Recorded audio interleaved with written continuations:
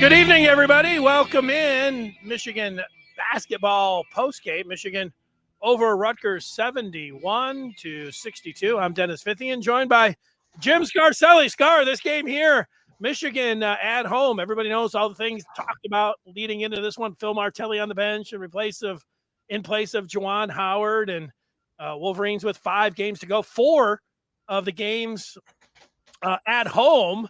And depending on, right there on the bubble, some of those bracketologists have in, some of them, have them out, but they go out there and get an impressive win. They win it by 9, the final 71-62. Great win against a really, really good team. Rutgers has got guys that have been there forever, experienced, good players. Phil Martelli did a good job, but the system is the system. And all they do is carry out the system that Juwan has put in place. But we had a bunch of guys play better than average. Jones had one of his best games, finishing at the rim, making shots, passing the ball. Jones was solid. He was good. Brooks was always solid. Caleb Houston, I mean, that's the kind of shooter we were hoping we would have all year. God, did he shoot the ball well? Did some good things, and Hunter was solid. I mean, we had 4 guys that really played, in my opinion, better than average.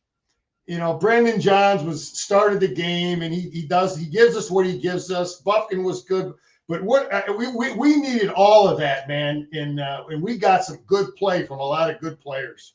Yeah, I really agree with you. The one thing is, if people didn't watch this game, they'd look back, they'd see it was a 2-point game at the half, and then you say, it was a 2-point game with 13 minutes to go, and just Michigan went on a little bit of a spurt, and it was started by Eli Brooks. He hit a jumper, and then he drove, and he made a layup, which was tough, and that's when Kobe Buffkin hit this 3.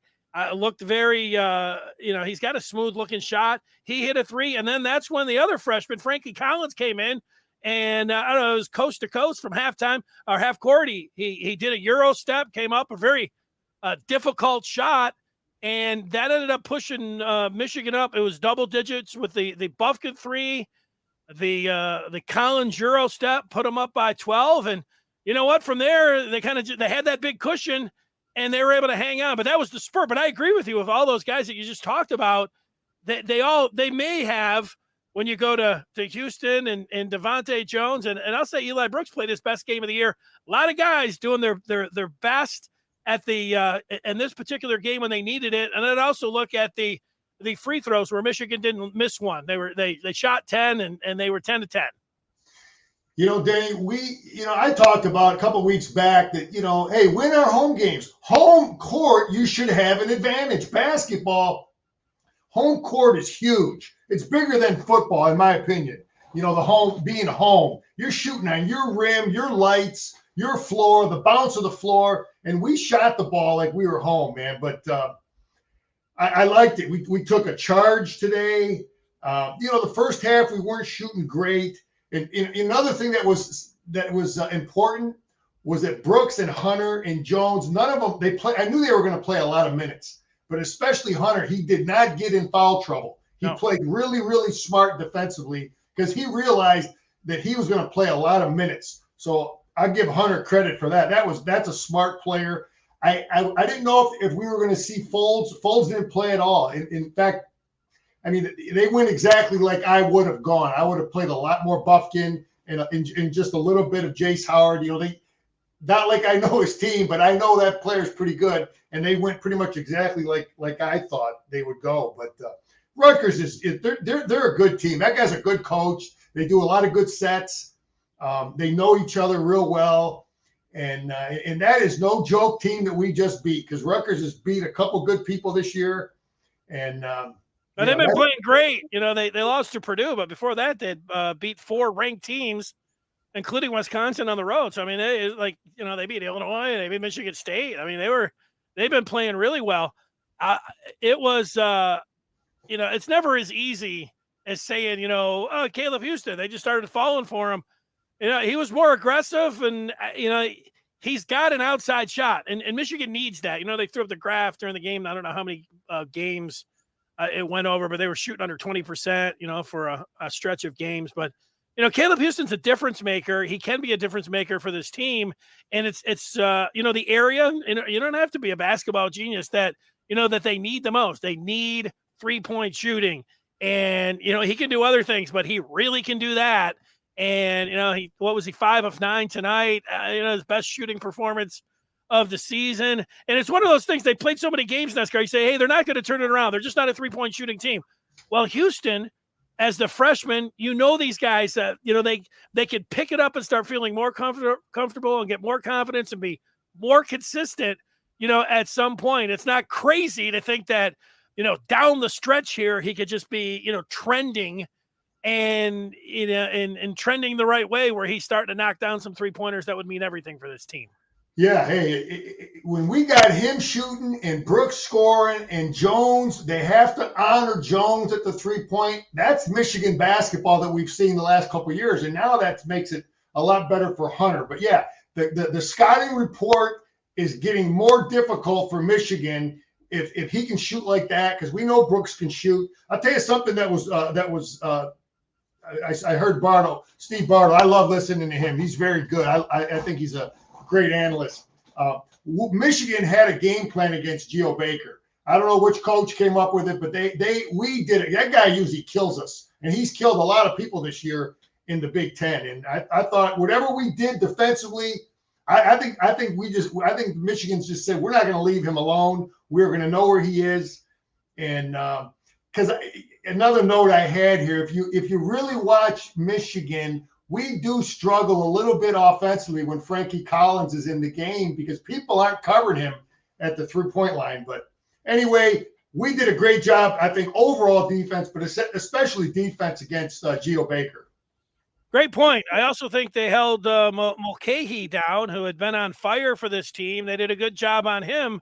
And, the last time it was Harper and Baker that worked over Michigan. And, Harper was good early, but, he didn't make any of his threes, and he was maybe his hand, but you can let one of those guys, go off a little bit. And Harper had 19, but only 6 for Geo Baker and 5 for Mulcahy. That is getting it done defensively for Michigan. And, you look at the 3-point line there, 2 of 12 from Rutgers. Like, that's been some of the stuff in some of the Michigan games, you're like, wow, you just can't do that. Meanwhile, Michigan knocking down 7 of them and shooting, over 31% from downtown. That's not great, but the way they've been shooting it is kind of good. Yeah, but a lot of that was our defense, though. I think our defense was pretty good. I got couple notes on some players. Brooks was just solid, man. He was always, when we're really struggling for a bucket, man, he was a guy that found a way. And man, does he finish at the rim with the left hand over the 7-footer. Brooks had a better than average game, which is pretty good. I'd say it was his best game of the year for Michigan. That's how good he was for me. Yeah, I mean, Jones had one of his best games. And I agree. And Jones has been there. Jones is, it was a rocky start, for the whole team. But Jones there, Jones has settled in. He's got, he's kind of crafty from the free throw line. He tries some of these like off balance, like little push shots, and he's a fearless penetrator, and he tries to finish at the rim. I like that. He can drop him in from downtown a little bit more, but yeah, I mean, you need a good rock solid point guard, and he's become that. Like, it's not like you can give Frankie Collins a lot of minutes. So they need Devontae out there to play a lot of minutes and do everything. So yeah. I'll give him his props too. And he played a good game. Yeah. I love the way he drives and finishes, and he took a charge today. He was good. His floaters, Buffkin started out a little slow, couple early bricks. I'd like to see him start out going to the hole, get his confidence, but once he made a shot, boy, then he got going. That's a kid. That kid's going to be has a solid future with the Wolverines. Jace Howard got in the game. He got lost on defense one time on an inbounds. He's a good defensive player, though. He's got to work on being somewhat of an offensive threat, though. So he can't be a liability on offense, but he's a damn good defensive player. He can cover just about any position, Jace Howard, on defensively. Yeah, you don't know what kind of factor it is not having Juwan Howard there and not being able to talk to him and everything else. That part is different. But, having a guy that coached for 24 years, and Phil Martelli to be able to, ease into that situation. Obviously they responded to it. And I really liked Martelli at the end of the game. They were over there, Big Ten Network, had the microphone. They're like, great job, Martelli, and all this. And Martelli went out of his way. He said, you know what? I'll paraphrase him here because he might not have said, you know what? He said, Howard Isley and Sadie Washington should be head coaches in college basketball. Those guys have been doing a great job. And, when I go back to last year was a fantastic year for Michigan. And Juwan Howard talked about his assistants and the collaborative effort and everything else. And, they had everything going. Everything, all the levers were, working last year for Juwan and everything. But, getting Washington and Isley there, it's a part that probably doesn't get talked about enough with this team. Isley offensively, and then Sadie Washington, kind of the defensive coordinator, if you will. Those guys right there getting a thumbs up from the acting head coach tonight, Phil Martelli. Yeah, hey, Juwan he definitely hired a great staff. Just like football, man, you got to hire a great staff. And the problem with those two guys is the same problem with Josh Gaddis. When these guys are making so much money, I don't know how much money they're making, but it's hard to go from what they're making as an assistant at Michigan to, taking a job at like an Akron or something to kind of prove yourself. But yeah, I was wondering if we were going to be able to hang on to those guys after last year as well as we did. But sometimes financially, it's tough. It's tough for that to happen. But yeah, one big difference with Phil, I couldn't hear what Phil was saying. I think the players could hear him. I could barely hear Phil, making his adjustments, because you can hear Juwan. We can hear him on TV. What he's calling for in terms of some of the plays he wants to run. But yeah, we really couldn't hear Phil. But those are two great assistant coaches. And what else do I have on Hunter? I thought Hunter did a nice job passing, did a great job keeping out of foul trouble, real good on defense. Hunter scores from all over, man. You scout Hunter Dickinson, it's like, man, this guy, you got to defend the low block. You got to defend both sides of the low block. He's good enough at the 3-point line. He can make the 10-footer, and his game is diverse. You got to cover him all over the place. But Frankie Collins is, he's got to work on his shot. He had a turnover, but Frankie Collins plays defense, man. He's a strong kid. He can play if you really watch him against sometimes bigger players, Frankie Collins can physically match up with him. And, he's a great finisher at the rim. He's got a strong dribble and he can fly too. Yeah. I like that. Here's some feedback coming in. It's from Dooney Dunn. I think I'm saying that right. Houston and Kobe playing together at the 3 and 4 really worked nicely tonight. The two freshmen out there. Hey, they're both athletic, skillful guys. The only issue when they're both in the game is, are we going to have enough physicality to rebound? You could tell they haven't been in what's the strength coach? Samuelson, what's his name? Sanderson. You can, you see these two guys next year, you're going to see different players. Hopefully we got them both next year. But yeah, they did a good job together. They made shots. They can both go to the hole. They need more strength training, and they're going to be even better yet. But that's the thing I was concerned with when I thought that Bufkin would get a lot of minutes. He would get Terrence Williams minutes. He would get Diabate minutes, and he did. And I was just worried about the rebounding, getting pushed around in there. But yeah, those are two guys with solid futures. Let's just get stronger.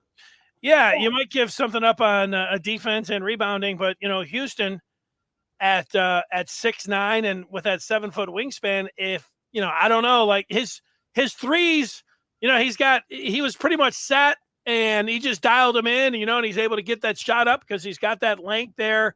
But, he did put the ball on the floor a couple times, and maybe it was the opposing floor on him. He made a nice drop pass to Dickinson, who threw down a big left hand one time. So, yeah, different looks. They had to do some they only had a couple of different guys to play, like you said. I mean, they really in this game, they really were, 6 deep, with Bufkin in there and Collins for a minute or two.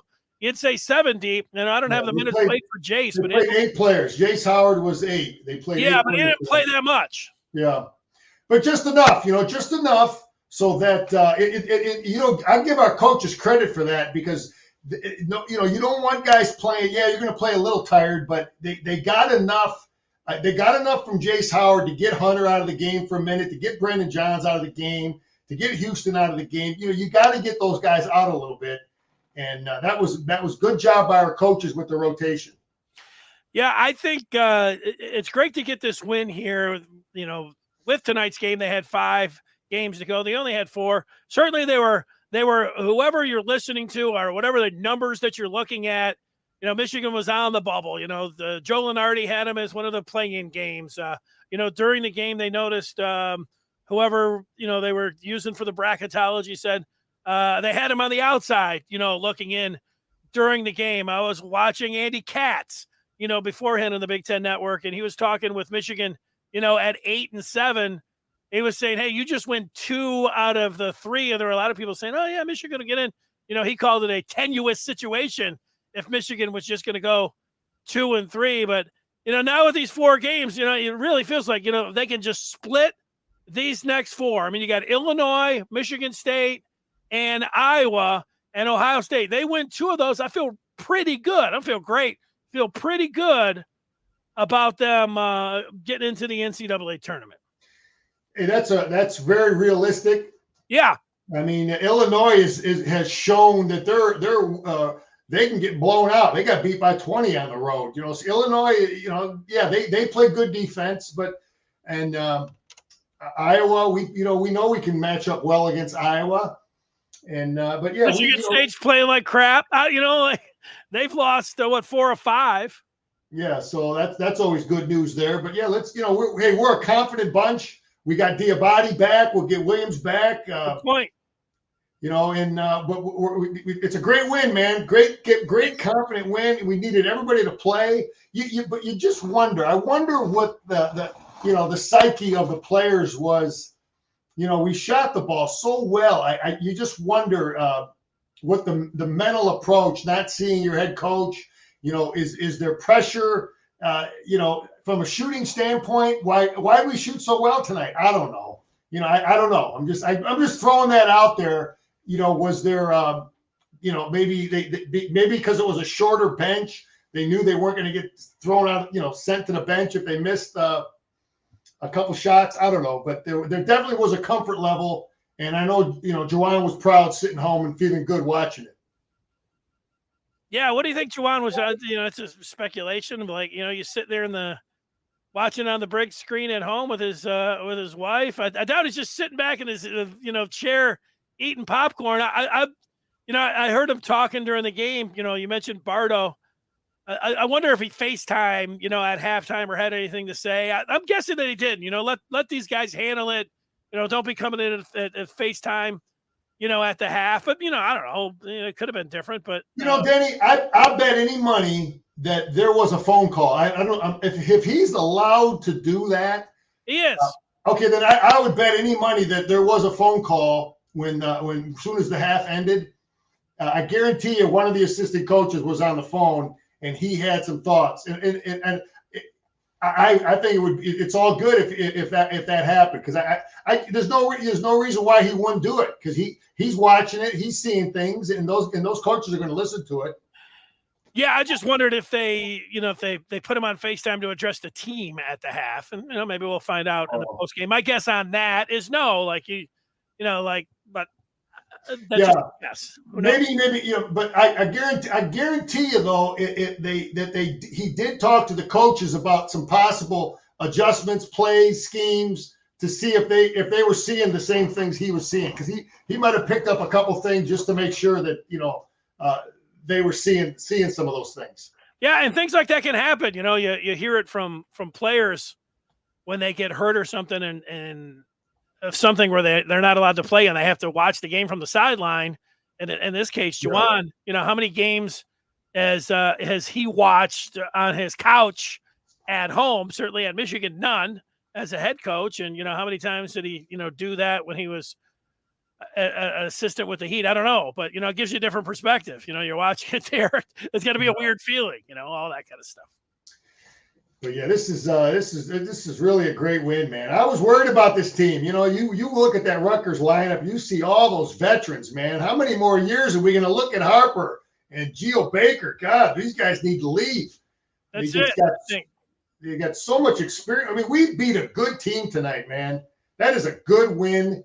They've got a lot of good wins, and that team we got to be feeling real good about ourselves. Yeah, well, you got to be feeling good because it's down the stretch. There was some uncertainty with Juwan Howard and the whole thing. That could have been a distraction. You don't know. Rutgers have been slaying dragons here left and right over the last month.